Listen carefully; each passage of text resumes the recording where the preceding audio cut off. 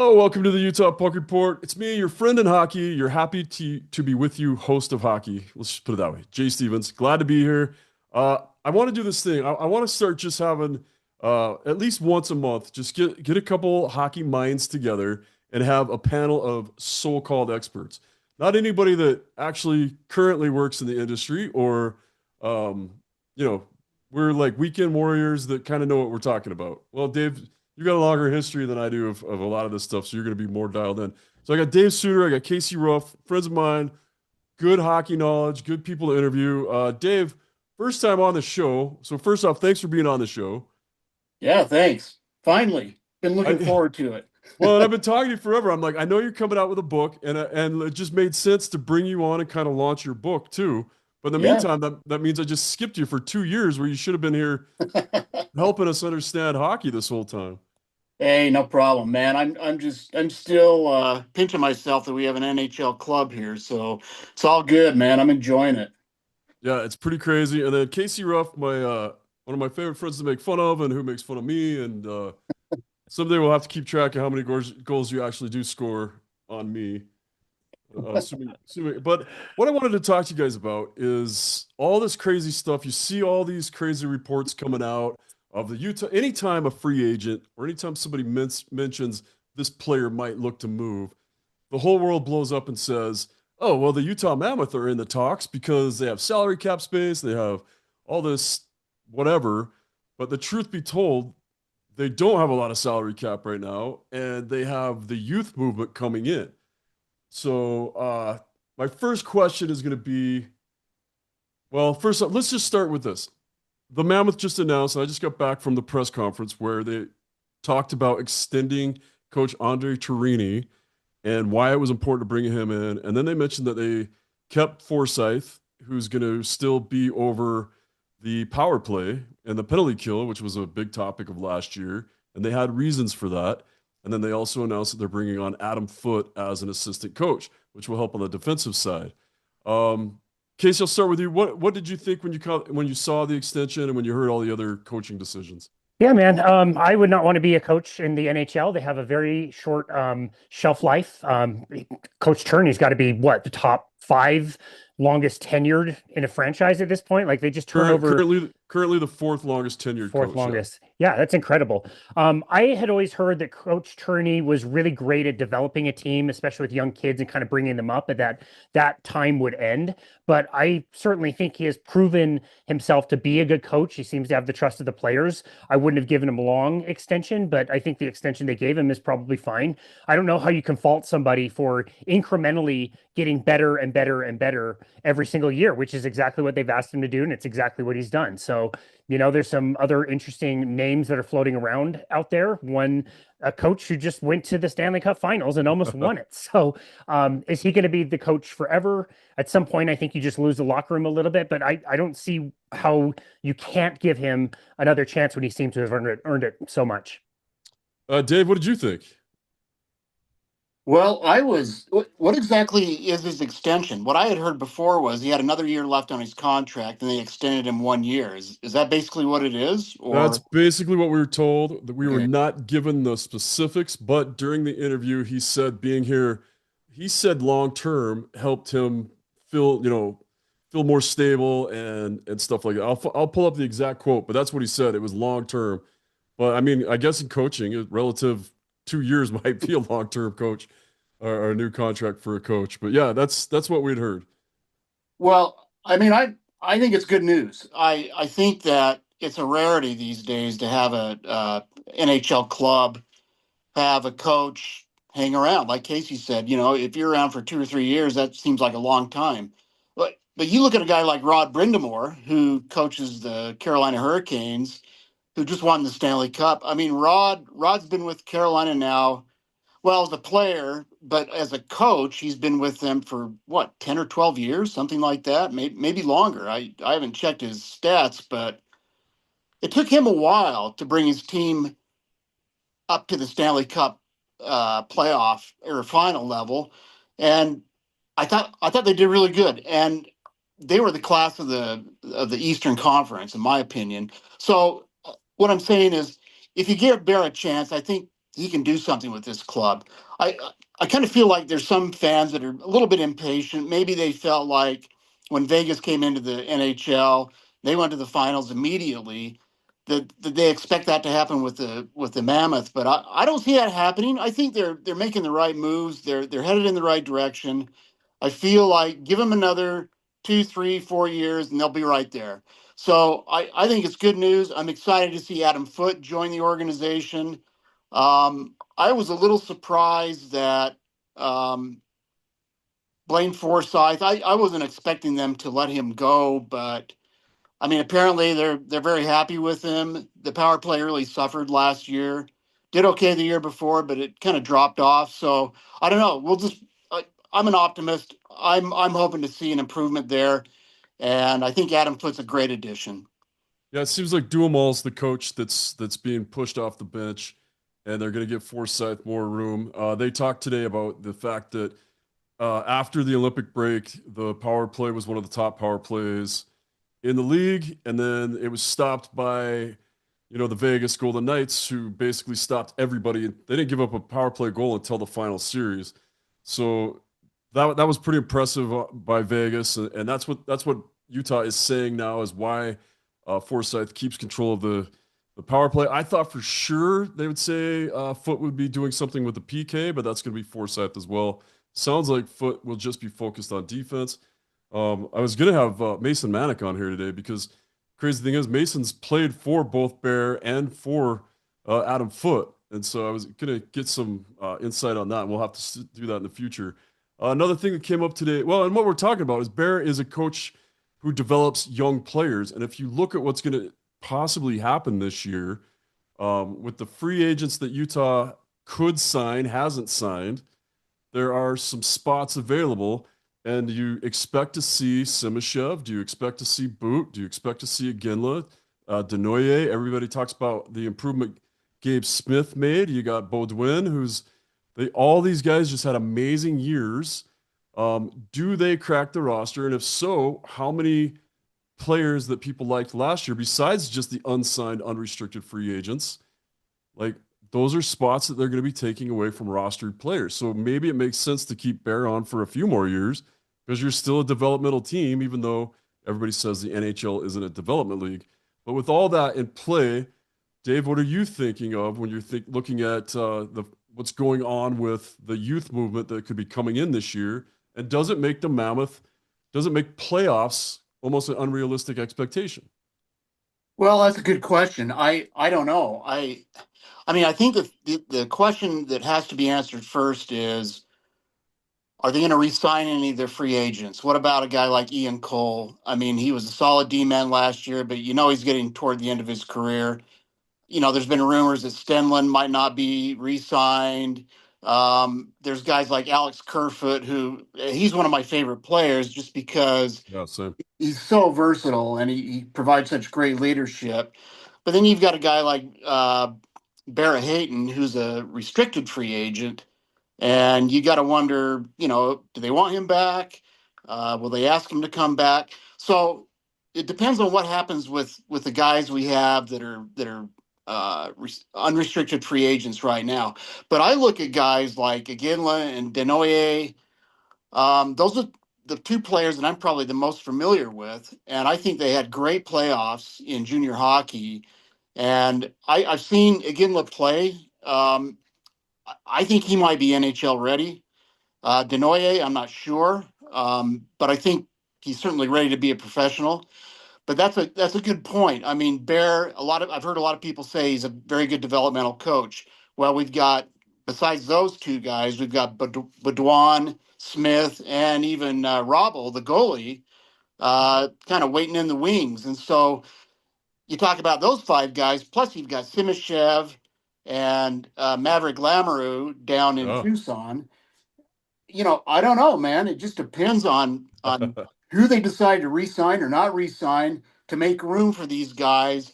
But I have a feeling there's going to be at least two of those guys of the draft picks that are waiting in the wings that we've talked about that will probably be on the roster at the beginning of the season. Yeah. Casey, what's your input on that one? Yeah, it's tough. I mean, what a great problem to have, right? It's an embarrassment of riches. We have so many prospects and draft picks still in the wings, and that's why we got them to have assets and futures. So it's nice that we can either move on from them and get a player that's going to help Utah be ready now to win, or you develop these guys. And the one thing I don't think people are talking about enough is you still play in the Central Division.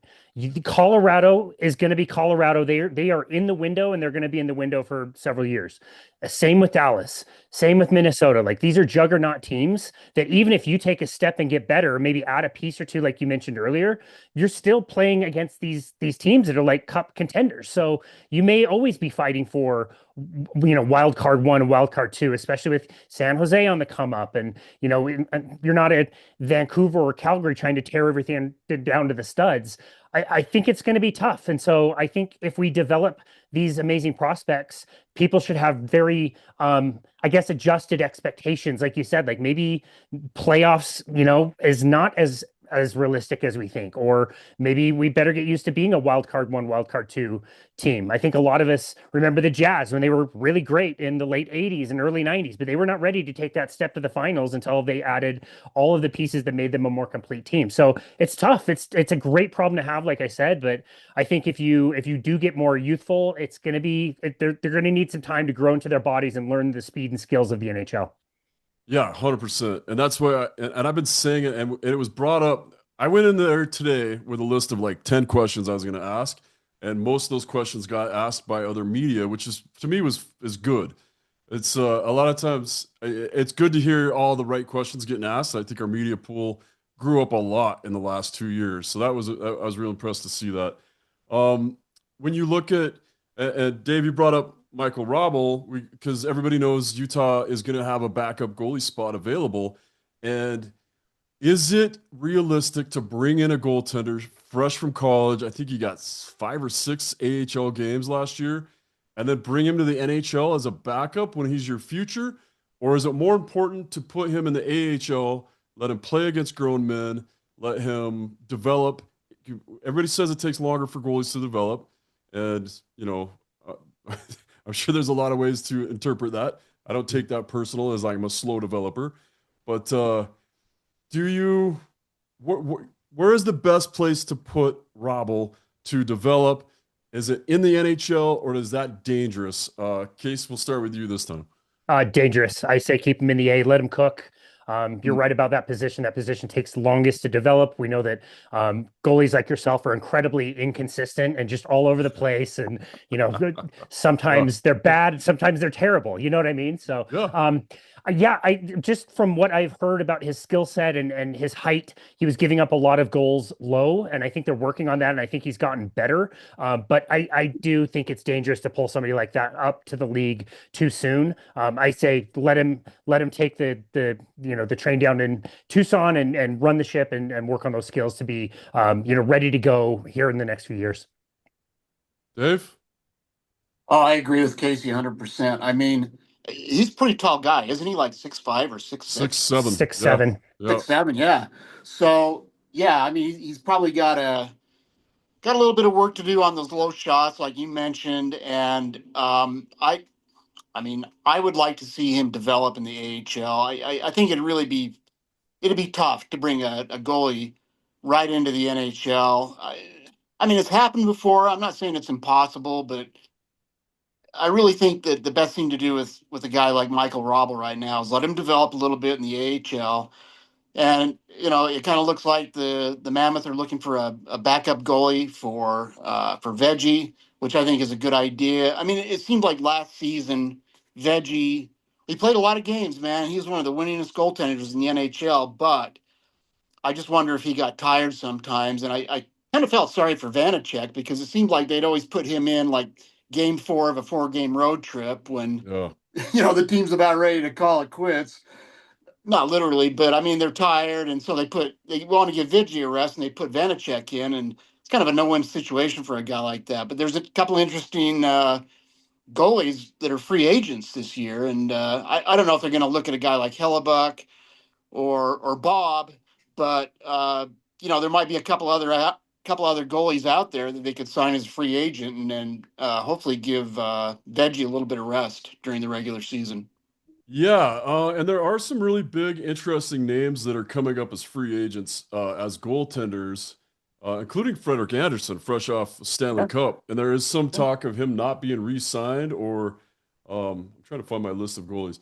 Hellebuck still, I think, still has 1 or 2 years left on his contract, so that'd have to be a trade. Uh, I agree with what happened with Vanacek last year. I thought we kept feeding him to the wolves, as the saying goes, as a goaltender, watching what happens with other goalies. And then I was constantly saying, like, why are we playing Veggie so much? And then I watched this interview with, I think it was Brodeur. No. Maybe I'm trying to remember who it was. He's like, I could play every game. Like the forwards are playing every game. I want to play every game too, which Brodeur basically did, and Carey Price always tried to. So it gets interesting to see when they want to rest a guy, how much of that really helps. But Bobrovsky and Freddie and Talbot, there are some names that have been solid goaltenders that would be really good backup goaltenders that might take some of that pressure off Veggie's shoulders. I would like, let's see, I got the list now. Connor Ingram, which Casey had brought up in our conversation before, he's unrestricted free agent right now at Edmonton. I had mentioned that I wouldn't bring him back. Stuart Skinner, Riddick, Frederik Andersen, Cam Talbot, those are all possibilities that Utah could sign. There are also a lot of goaltenders that had decent years that will at some point get pulled up and sent back down. So you could start the year with one of your AHL goalies in net or as a backup, and then wait for one of those guys to get pulled up and sent down, and grab a guy that's NHL ready but is in a depth position. He's trying to crack the lineup of a team, and that's exactly what happened with Bussy this year. He was in an organization that had good goaltending up front. He got pulled up, sit down. Carolina picked him up.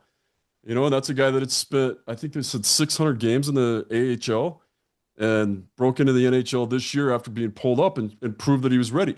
There's like 5 other goalies that could fit that category, and I can't find my list right now. I got a little scattered, but that's another possibility as well. Or the other thing I said to Casey, in my dream scenario, is that somebody comes up to the Mammoth and or even like a Dylan Larkin, and they want some youth, and they say, "Hey, we want your draft pick this year. We want Barrett Hayton, and you can have Tanev, and we'll throw in, and that's a trade for Larkin." Something like that. That works. That's some players that'll play right now. That's some future players, and they're younger guys. Not that Tanev's younger, but a team could look at something like that. I don't know. I know I'm kind of babbling, but those are the other options that I kind of saw Utah looking at, and maybe handling that Barrett Hayton he's restricted, and then finding a goaltender or finding one of the big trades that they're looking for. Have you thought about any of the other rumors that you've seen floating around, Dave? Like, with the Larkin, and they're looking at the Detroit goalie, which that you do the math real quick on Kosa. They're letting Talbot go. So that gives them Kosa and Gibson in net. So I don't see any reason why they'd be moving on from him. Yeah, I don't know. The Sebastian Kosa thing, he looks like a pretty solid goaltender. He's mainly been a AHL goalie. I think he's maybe played one game in the NHL, but one way or another, I think that the Mammoth need to get a solid backup. But we could see a revolving door, like you mentioned. Do you pull up a guy from the AHL, keep him around for a month, and then try somebody else? I don't know. I don't know if that's a strategy they really want to do, but it kind of sounds to me like, Veggie's the man for now, and he's probably going to get plenty of playing time. But I'd hate to see what would be ideal, and I don't know how you do this, but you get a guy that can probably go something like more like 65-35 as far as the games go. 65% of the games going to Veggie, maybe 60%, and the other 35 or 40 going to a backup. To me, that seems ideal. But on the other hand, like you mentioned, you got a guy like Martin Brodeur who he wanted to play every game. I don't know what Veggie's mindset is. I mean, if you talk to him, does he like playing as much as he does? Yeah, that's the main question I asked him at the end of the year. I said, "Are you looking forward to having? Are you hoping that something changes so that you get to, have a little bit more rest?" And he said, "I don't think of it that way. I want to play every game. I want every start. I don't feel tired." And he's like, "If I felt tired, I could tell him that I was, and they would take me out." But he's never said no, and he feels like he wants to keep playing. Um, but there was a noticeable difference between a guy that had 5 or 6 nights off to the guy that played every game. Like when he came back from rest, he had a really solid game. Yeah, I mean, it's been a long time since I played goalie, and you can speak to this more than I could, Jay. But it seems to me like if you're on a 4 game road trip or a 5 game road trip, by the end of that road trip for a goaltender, it would just seem to me that maybe not so much physically, but even mentally, especially if you've had a couple of bad games, it could be tough, towards the end of that trip. That's where it's nice to have a good, solid backup goalie that can, take the pressure off. But if he likes playing every game, I mean, I love that attitude. I really do. I like that attitude in any player, but especially a goaltender. And that what that means is he's got a lot of confidence in himself. So, I mean, you can't laugh at something like that. I love No. guys that have confidence, and it sounds like Veggie's very confident in his own abilities. Yeah, I think he is. Go ahead, Case. Were you gonna say Well, something? can I ask you both? Is this supposing that Vanny is 100% out? There's no way that they consider the things that Dave brought up, like you're playing in scheduled lost games. It's a no win. Like, would we offer him like an entry level or like pretty low pay contract to try to run it back for another year, or is that ship sailed? I think the ship is sailed, and I think because mainly, I think he expected more playing time this year, and I don't think he minded getting put in the games he was put in. He's a battler, and at the post game or the postseason interview, the exit interviews he did with the media, he was like, "Yeah, I came here with one expectation, and it wasn't at all what I thought, and I wanted to play more games, and I didn't. I don't feel like I got a chance to prove myself. I don't feel like the fans got to know me." And I'm a better goalie than this. And I think he was looking for a better spot. And if he stayed here, who's to say that that's going to happen? So being unrestricted on July 1st, if we don't sign somebody by July 1st, then he's gone. He'll be looking to go on the looking for another door. But who's to say? I mean, the same thing happened 2 years ago with Carconi, who came in and became one of the Mammoth's most valuable players. Um, all right, so I know we're running short on time for you guys. So one more topic I want to talk about. What is missing? What piece is missing for the Utah Mammoth to go further in the playoffs? And is that piece part of what's coming through the pipeline right now and one of the players that we think might make the roster? Case? Oh boy. Well, I mean, you would love a really solid 3C, right? It's something we've kind of struggled with. It was a revelation last year to see Schmaltzy get moved to take the 1 seat position and did really well with it. I think everybody was a little surprised by that. So that was nice. Getting help down the middle obviously is a lot easier said than done. I also think we're lacking a little bit of grit. I think part of what we did really well against Vegas was carried our speed and kind of took it to him, got around the outside, created offense that way. But we don't have the same level of bodies to bash around during a playoff series. Guys stepped up and they did a good job, but I just don't know if that's the team and the team identity. And you'd love to add a little bit of grit and sandpaper to the team. Again, where do you get that? There's not free agents. Like there's hardly any free agents out there. So now you're talking about building your team through the trade or building through the draft. And again, you've got the big Russian dudes, Simishev and Boot. They can definitely play physical. You've heard the same about Gabe Smith, Cole Duan as well. So you have those pieces there. I don't think they're ready yet. I think Dave's thought was really interesting that you might see one or two of these guys up this year. Maybe give a few of the other guys their cup of coffee and send them back down. But the pieces there, I think so, but I think they need to develop a little bit longer until this team is truly in a window to compete at the highest level. Okay. Dave, what do you think? What are we missing and where do we get it? Oh, I agree with Casey. I think, well, first of all, what I will say is this. I think the Mammoth are a finesse team. And I don't think the answer is to try to be exactly like Vegas. I mean, Vegas is a very physical team. They're a heavy team. Uh, and I'm not saying the Mammoth don't have guys like that. I mean, obviously, if you bring a guy like Boot and Simashev into the picture, then you've added a little bit more muscle and a little bit more size. But you've got guys like McBain and even guys that aren't, really that big, that aren't afraid to throw their bodies around, like Yamamoto. There's another free agent that we don't know what he's going to do. But man, that guy sure had a great playoff. I enjoyed watching him toward the end of the season, especially. But I do think we need a little more grit, as Casey said. But where does that come from? I think a Gimlet could be that type of a player, even though he's not a huge guy, but he's got fairly good size. But I kind of feel like he's not the type of guy that's afraid to throw his weight around. But look at Carolina; they're not exactly what I would call a Vegas style team. They're more of a speed team. They've got a lot of team speed, and it worked out for him this year. And I think the Mammoth, if they can just continue developing these players. I mean, look, the thing is, this is what NHL teams should do, and I think what they try to do is they try to draft well, they try to develop their players, but then you try to retain those players, and I think that's really important. And they a couple of their three of their best retentions right now, as far as I'm concerned, are Keller, Cooley, and Dylan Gunther. They were all draft picks. They've developed them. They've retained them. Let's do the same with some of these draft picks we've got waiting in the wings. But I do agree they probably need just a little bit more grit. Although I will say Brandon Tanev stepped up his game in the playoffs, and we need another guy like that. The way Tanev played in the playoffs, I think that would help the Mammoth immensely. Yeah. Yeah, I think. Dave, go Go ahead. ahead.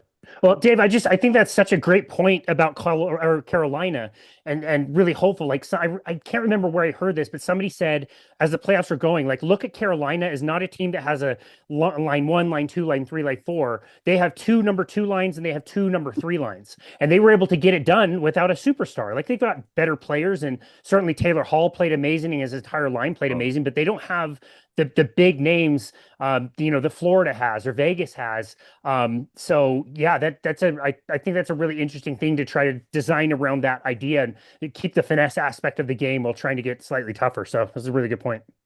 Yeah, I think that's one of the things that everybody's saying is that the makeup of Carolina is different than what we've seen win the Stanley Cup over the last 10 years.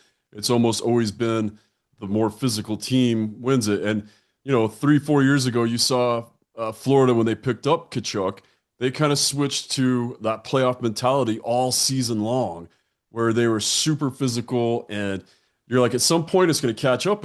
Your players are going to start getting hurt because they're playing to the wall every game. So it made it interesting to see what they were doing. And you do see what I saw happen in the Vegas series is that, you had two centers hurt for Utah. So you had Kerfoot filling in for center, you had McBain filling in at center, and and McBain wasn't healthy. What, he played 2 games or two of the six or three of the six? Yeah. Like, if a healthy McBain and, keeping everybody in their spots, I think Utah would have looked a lot better. I think maybe they have that depth coming in. I think everybody's going to be surprised if Gabe Smith, a 4th-round draft pick from 2 years ago, makes the team, but I think he might make it. I think if the draft was held this year, I think he would have been, like, if his draft, he would have been draft eligible this year based on the season he just had, he'd be a top 10 pick. So, or maybe top 15, but anyway, I think the parts are there. It'll be interesting to see if they start looking at free agency a little more aggressively. The goaltender aspect has to be addressed. I think there are ways around it. Do they Stauber and Matty V could be re-signed, and one of them could start here in Utah, like we were saying, maybe have a revolving door a little bit. But they're both proven AHL goalies. They both got a couple games in the NHL and did well. So be interesting to see what they do there. Man, it'd be. I know we have a lot of stuff to talk about. I tried to keep this about a half hour, but there are some, like Vladimir Tarasenko's out there, Akari's out there, Ryan Shea. So there are some free agents, but do you really want to give up a spot? Because if you look at Denoye and you look at who's drafted around him, or you look at Iginla and look who's been drafted around them, those guys that are drafted before and after him are already in the NHL. They're already getting games. These guys are kind of in this scenario where there's depth ahead of them, which Arizona didn't have. And so what a unique problem to all of a sudden have for Bill Armstrong to say like, hey, we never had this problem before. Like we were trying to put the best, trying to find like, stop the dam from breaking and putting in anybody we could to retain the water. And now we've got a solid dam. Where do we put the pieces? Just to put it out there. What do you think they look for? And this will be the final question for today. They're picking 19th in the first round. They don't have a second round pick. Do you think, I'll just put it this way. Do you think they keep this pick, or do you think they make a trade and get rid of this first round pick because they already have enough depth? Casey, start with you. Either way, I don't think you're getting incredible value at pick 19 in this year's draft. It sounds like the top 3 or 4 are on a tier of their own, and then it goes to about 10 or 12 solid names that are not going to be on the board by the time we get there. After that, it seems a little bit foggy. Certainly isn't my area of expertise, but just from what I've heard out there, either way, I think if you move it, that's fine. What you get in return, I don't think is going to be a lot. And the pick you get back, maybe it is like Cole Baudouin. We traded for him, and he was in the 20s 2 years ago, and he looks like he's going to be a great piece for the future. I think either way is going to be fine. Dave? Yeah, I agree. I don't think it's a bad thing to have anytime you have a first round pick. That's not a bad thing. And you never know. I mean, a guy picked first or second could turn out to be a bust, and a guy picked 40th or 50th could turn out to be a superstar. So there's a lot of play in between. But everything I've read is that they don't expect this to be a really strong draft this year. So I don't think I'd feel too bad if they tried to use a draft pick to make a trade. I just hope that, and I don't think this is going to happen, but I hope they wouldn't trade a guy like an Aginla or a Desnoyers or a Smith for, you know, for somebody right now to try to get them over the hump, because I just don't think they're ready to get over the hump, so to speak. I think this team still has more development ahead of them. And so as far as what's going to happen with the draft, are they going to trade him? Are they going to keep the best player that's available? And that's probably the way they'll approach it. Just take whoever's the best guy, no matter what position he plays. Maybe they'll take a center, even though they've got a lot of centers, and then try to use him as a trade. So, yeah, it's a good question, but we'll have to see what happens come draft day. Yeah, it's going to be pretty exciting.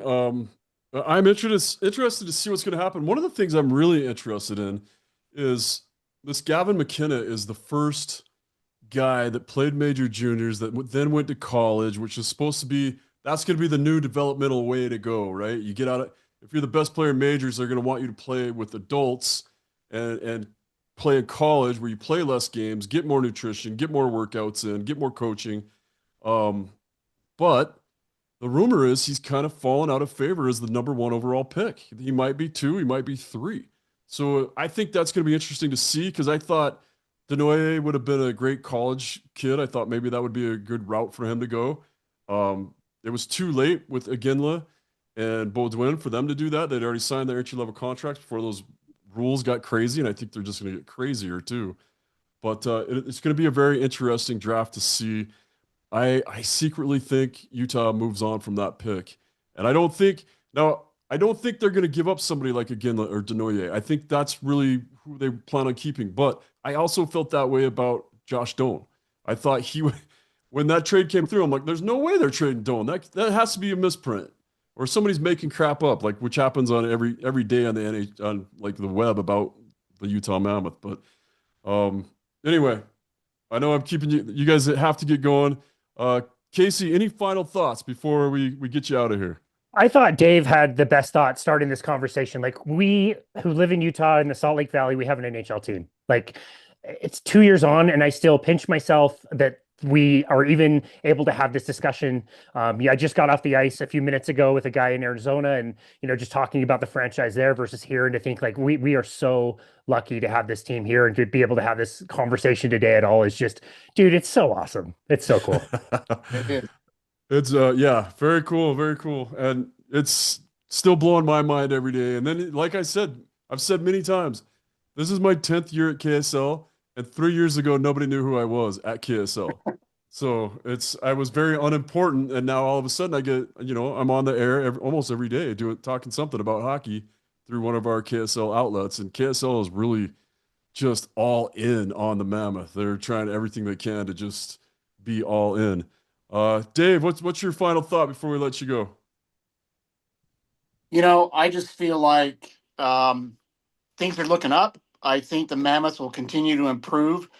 If they bring a lot of rookies onto the roster, yeah, we might we may not improve as quickly as fans would like them to, but I think that the good thing about it is we have this wealth of talent coming up, and I see a great future ahead for the Mammoth. I really do. It may not happen this season, it may not happen next season, but I think in the next 3 or 4 years, you're going to see the Utah Mammoth become a contender.